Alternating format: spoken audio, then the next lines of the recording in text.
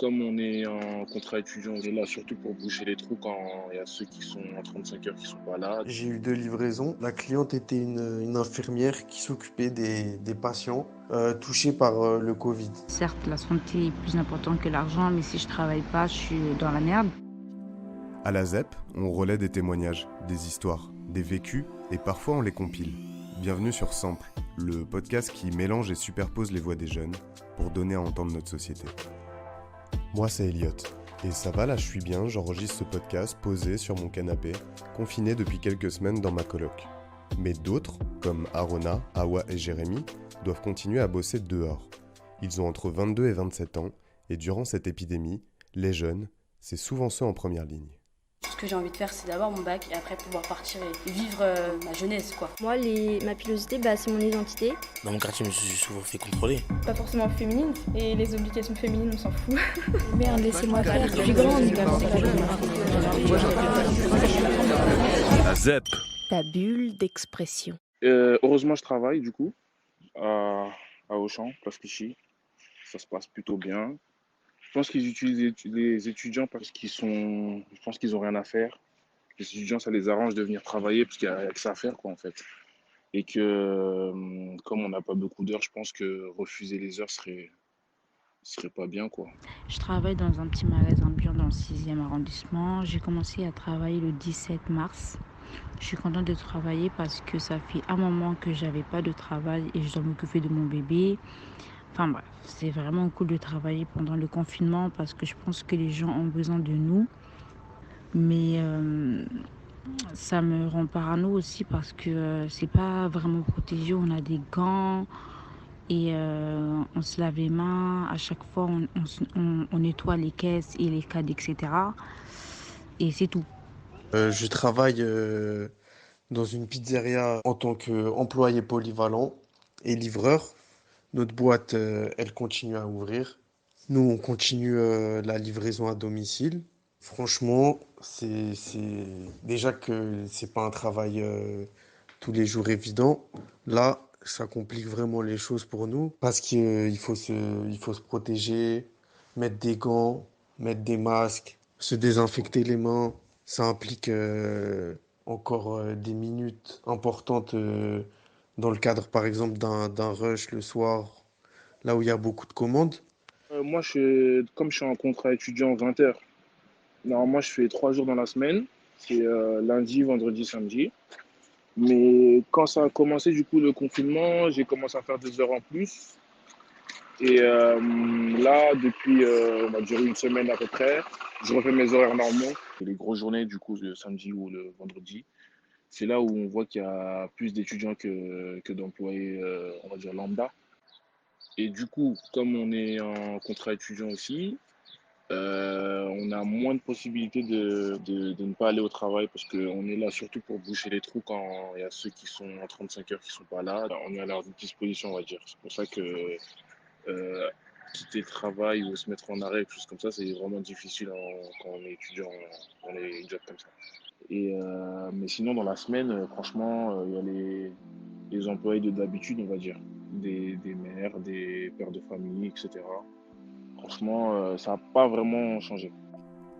Ça n'a pas vraiment changé, sauf que le virus continue de se propager.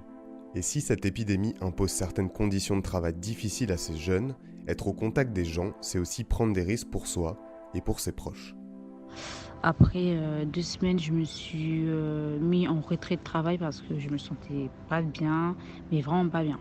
Et ma responsable aussi, au début, c'était elle. Et je pense que c'est elle qui nous a gentiment contaminés, je dirais, avec une collègue à moi. Et pendant une semaine et quelques jours, j'étais dans mon lit. Je pouvais pas avoir de contact avec mon fils et mon mari parce que j'ai appelé SAMU et elle m'a dit de ne pas m'approcher de mes proches parce que j'avais tous les symptômes.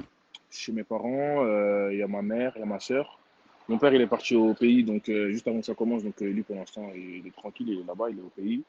Moi, je fais très attention à bien me laver les mains et à pas trop toucher les trucs quand je rentre chez moi, parce que je sais que quand je touche la porte, ma mère, elle peut la toucher après, etc. Donc en général, je touche pas trop les portes avant de m'être lavé les mains. Je fais vraiment attention que quand je suis vers chez moi. juste pour mes parents, pour ma mère. Mais sinon, mis à part ça, je mets pas de gants, je mets pas de masque et je fais attention, c'est tout. J'ai la vingtaine, j'ai 23 ans.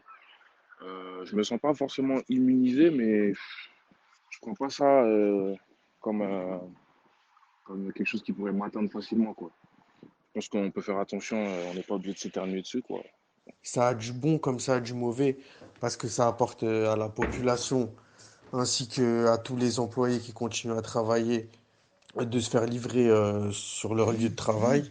Après, moi, je suis livreur dans une pizzeria traditionnelle, mais j'ai aussi des collègues qui travaillent en tant qu'auto-entrepreneurs pour Uber Eats et Deliveroo. Et moi, ce que je trouve bien, c'est que les paiements sont effectués à l'avance. Donc, le livreur a juste à déposer la commande devant la porte ou il garde en fait sa distance avec le client. Ça, je trouve que c'est un bon principe parce que le livreur prend moins de risques. Moi, par contre, à la pizzeria, hier soir, j'ai eu 2 livraisons et il s'avère que la première était à l'hôpital et en fait, la cliente était une infirmière qui s'occupait des patients touchés par le Covid. Et en fait, il s'avère que cette personne, elle a, elle a pas payé sa commande à l'avance, en fait. Elle a choisi le paiement avec la machine. Sur ce moment-là, je me suis dit, en fait, elle, qui est du personnel médical, elle aurait dû avoir le réflexe de payer sa commande à l'avance et que que je la lui dépose. Donc, par exemple, des anecdotes comme ça, des fois, ça fait réfléchir. Les mesures barrières en supermarché et lors des livraisons, c'est au bon vouloir du client. Alors niveau conditions de travail, c'est pas génial. Le gouvernement envisage de réévaluer le salaire de ces professions, mais en attendant, financièrement et professionnellement, ils se sentent pas aidés ou libres de pouvoir s'arrêter. Il faut bosser, contraint et forcé. Grâce à Dieu, j'ai repris le travail. Même si mon mari et mes copines n'étaient pas d'accord, certes la santé est plus importante que l'argent, mais si je travaille pas, je suis dans la merde. J'ai un enfant, faut pas l'oublier, et mon mari est en intérim. Là, il travaille pas et il a pas de revenus et voilà. Et du coup, je travaille moi parce que du coup, comme c'est un job étudiant, ça m'aide à vivre ma vie d'étudiant. En fait, je peux acheter ce que je veux, je dépends pas des parents, je fais des économies. Là, je compte acheter une voiture. Donc, personnellement, je m'arrêterai pas de travailler même sous confinement et c'est surtout pour les économies, quoi. Par rapport au contrat étudiant, du coup, moi, je sais pas trop si on aura la prime de 1 000 € qui a été annoncée. J'ai pas encore demandé à mes responsables, mais apparemment, un collègue m'a dit qu'on aurait la moitié ou quelque chose comme ça, du coup. Parce que moi, je fais un 20 heures et du coup, je prends 35 heures. Je sais pas trop comment ça va se passer, en fait. Là, ça doit faire 3, 4 semaines, ouais, un truc comme ça, un mois qu'on est sous confinement. J'ai l'impression que je fais la même chose aux mêmes horaires à chaque fois. Ça commence à devenir beaucoup, beaucoup trop long. Nous, on continue à travailler, mais nos employeurs, enfin, pour ma part, moi, mon employeur, il nous a dit qu'on toucherait aucune prime et que si on fermait, on n'aurait pas notre salaire. Et pareil pour les collègues Uber Eats et Deliveroo. Pour l'instant, enfin, aucune mesure vraiment, vraiment réelle n'est prise pour nous en fait. Donc en gros, on travaille et on est obligé en fait. Non seulement les conditions sont difficiles, mais en plus dans mes autres projets, ça m'a beaucoup freiné, notamment dans ma recherche de logement, car en fait toutes les assistantes sociales sont bloquées et ne bénéficient pas forcément de numéro de téléphone pour nous accompagner dans nos démarches. Malgré ce qu'on peut dire sur le télétravail, il y en a qui sont pas forcément à jour, du coup ça bloque les recherches et ouais, c'est pas un confinement très très facile. Merci à Jérémy, Awa et Arona pour leurs histoires et leur travail. Parce que comme le dit Jérémy, le coronavirus n'impacte pas seulement les conditions de travail.